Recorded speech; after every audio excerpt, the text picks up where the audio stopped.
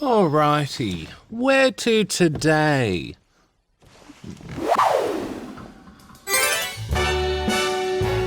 New York it is. New York, New York.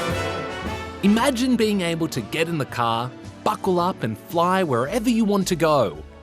Well, experts reckon flying cars will be part of our everyday lives in the not-so-distant future.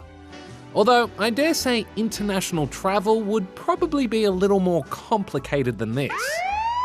Wait, should I have gone through customs or something? This is a real-life flying car, the SD-03. Catchy. Yeah, I know, it doesn't have wheels yet, but the team that built it says they wanted to make sure it could fly before it could drive. Recently, they conducted the first successful flight with a person behind the wheel or joystick? I'm not quite sure. Anyway, the quad propeller vehicle managed a vertical takeoff and then hovered 6.5 feet off the ground for 4 minutes. Okay, so 4 minutes might not sound that long, but it's still pretty impressive.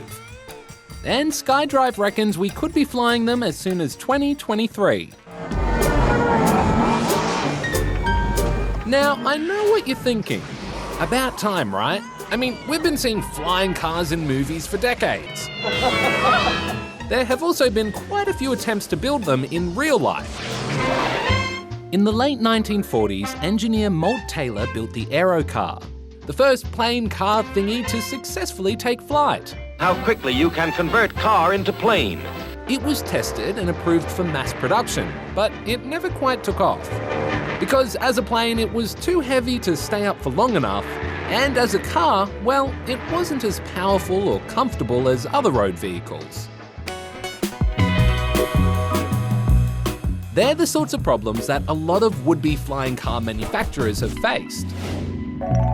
Building a flying car that's comfortable, fuel-efficient, quiet, light, cheap, and most importantly, safe, isn't easy. Plus, there are a bunch of other things to consider, like would people need a pilot's license as well as a driver's license? And how would you make sure all those flying cars don't crash? Would you need an air traffic controller or some sort of skyway like in Back to the Future? These are all big questions that are actually being thought about by authorities around the world as more companies show off their plans for a flying future. Last week, New Hampshire in the US became the first place in the world to make it legal to drive a flying car on the road, although you'd still have to take off and land from an airport. But flying cars definitely have their advantages. Traffic congestion wouldn't be nearly such a problem if you could spread it out, or rather up, into the sky. Plus, you know, who wouldn't want a flying car?